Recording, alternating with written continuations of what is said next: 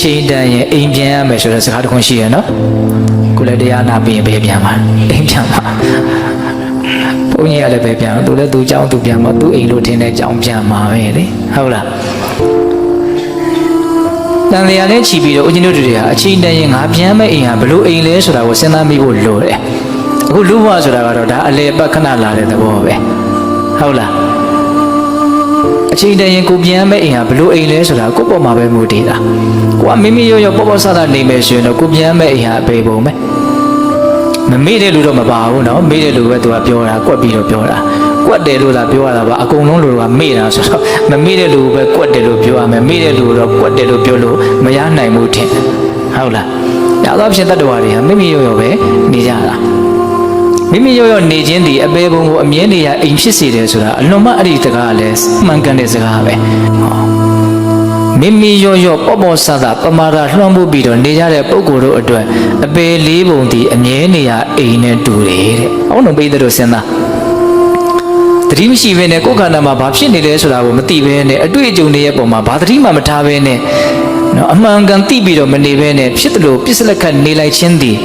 အဲ့ဒီဖြစ်ပေါ်နေတဲ့အတွေ့အကြုံတွေကိုအမှန်သိအောင်လုပ်ရမရဘူး။တတိမရှိတဲ့အတွက်အဲ့ဒီအတွေ့အကြုံတွေကိုဦးဇင်းတို့ကအမှန်ကန်မသိဘူးမြင်လဲရတယ်မြင်ခြင်းရဲ့အမှန်တရားကိုမသိဘူးကြားတယ်ကြားခြင်းရဲ့အမှန်တရားကိုမသိဘူးမြင်တာမြင်တယ်မြင်တာဟာဘာလဲလို့မသိဘူးကြားတော့ကြားတယ်ကြားတာဟာဘာလဲလို့မသိဘူးဟာဦးဇင်းရဲ့သိပါတယ်မြင်တာနဲ့ဘယ်သူ့ကိုမြင်တာတပည့်တော့ကိုယ့်ရင်ကလူမြင်တယ်ဒဇိန်ကိုမြင်တယ်သူပြောတာသိတာပေါ့တပည့်တော်ကောင်းတာပြောတာမကောင်းတာပြောတာဟာအဲ့ဒီလောက်အသိကိုပြောတာမဟုတ်မြင်မှုရဲ့တဘာဝတတ်တတ်ဖြစ်နေတဲ့သဘောပုဂ္ဂိုလ်တ attva မဟုတ်တဲ့သဘောမြင်မှုရဲ့မတည်မြဲတဲ့သဘောပျောက်ကွယ်လိုက်နေတဲ့သဘောဒါတွေကိုသိတာကိုဒါနဲ့အသိလို့ပြောတာနော်ကြားတယ်ဆိုရင်လည်းပဲဘာပြောတာညာပြောတာအဓိပ္ပာယ်ကိုသိတာတော့ကိုကြားခြင်းကိုသိတယ်လို့ဆိုလိုတာမဟုတ်ကြားခြင်းရဲ့ပြောရရင်မတည်မြဲတဲ့သဘာဝကိုသိမှကြားခြင်းသဘောကိုအမှန်သိတယ်လို့ပြောရမှာဟုတ်တယ်မဟုတ်လားအဲ့တော့ဦးဇင်းတို့ကတတိမရှိတဲ့အတွက်ကြောင့်ဒီအတွေ့အကြုံတွေကိုတွေ့တော့တွေ့ရတယ်ကြုံတော့ကြုံရတယ်သူတို့ကဘာတွေလဲလို့ဦးဇင်းတို့မသိဘူးသူတို့ဖြစ်နေတာကတစ်မျိုးကိုကထင်နေတာကတစ်မျိုးအဲ့ဒါကိုဘာလို့ခေါ်မလို့မောဟဆိုတာအဲ့ဒါပဲတဘာဝတရားဖြစ်နေတာတစ်မျိုးကိုယ့်ကိုထင်ညာလျှောက်ထင်နေတာဟုတ်လားအဲ့ဒီမောဟဖြစ်နေပြီဆိုတာနဲ့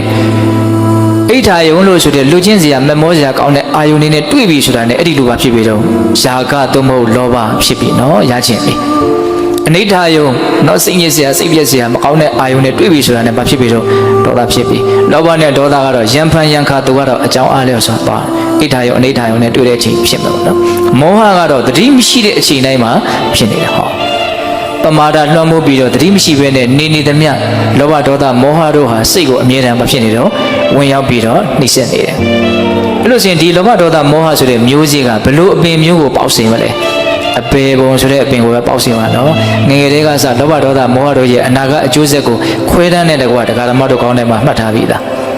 လောဘနဲ့သိဖြိတာဖြီးတဲ့ကလေးတွေကစားရှာတယ်နော်ဒေါသနဲ့သိငရဲဖြီးတယ်မောဟနဲ့သိအိဆံဖြီးဒါလည်းအလွန်သဘာဝကျတယ်ပဲဆိုကြပါစို့လောဘဆိုတာဘယ်လိုသဘောရှိတော့လောဘဆိုတာဆာလောင်မှုတ်သိတဲ့သဘောရှိတယ်အာယုံကိုဆာတာဟုတ်တယ်မဟုတ်လားစိတ်ဓာတ်ကဘယ်လိုဘဝမျိုးလို့ကြားဖို့တော့သူလည်းစားနေတဲ့ဘဝငတ်နေတဲ့ဘဝပဲလေစားနေတဲ့သဘာဝတရားတစ်ခုကစားနေတဲ့ဘဝတစ်ခုကိုဖန်တီးတယ်ဆိုတာဆန်းတယ်လို့ဆိုနိုင်မလားအရန်သဘာဝကြားဟုတ်တယ်မဟုတ်လားဆက်ပြီးတော့စဉ်းစားဒေါသဆိုတာအလွန်ပူလောင်တဲ့သဘောရှိတယ်စိတ်ထဲမှာရွှွ့မြိုက်လျော်နေတဲ့မျက်နှာထိလာပြီးတော့ပြတ်သွားတယ်ဟောအလွန်ပူလောင်တဲ့သဘောတည်းအပူလောင်သုံးသောဘဝငရဲဘဝကိုဖန်တီးတယ်အကြောင်းအကျိုးသဘောလေးတွေကိုသဘာဝဆိုင်အောင်မြင်ရမယ်ဘာမှမသိတဲ့မောဟသည်ဘာမှမသိတဲ့အိဋ္ဌံဘဝကိုဖန်တီးတယ်ဘဝဆိုတာစိတ်ကဖန်တီးတာပဲစိတ်ကအည်သွေးနှိမ့်ရဲ့အည်သွေးနှိမ့်တဲ့ဘဝကိုဖြစ်စေမှာပဲစိတ်ကအည်သွေးမြင့်ရဲ့အည်သွေးမြင့်တဲ့ဘဝကိုဖြစ်စေမှာအဲ့တော့ပမာဒတရားနဲ့နေမယ်ဆိုရင်အည်သွေးနှိမ့်တဲ့စိတ်တွေကြီးဖြစ်နေမယ်အဲ့ဒါလို့ဆိုရင်အည်သွေးနှိမ့်တဲ့အပေပုံကိုပဲပွားရလိမ့်မယ်ဒါကြောင့်မိမိရောနေတဲ့လူတွေအတွက်အပေပုံဟာအမြဲတည်းအိမ်ဆိုတဲ့စကားဒီလွန်တယ်လို့ဆိုနိုင်မလားမဆိုနိုင်ဘူး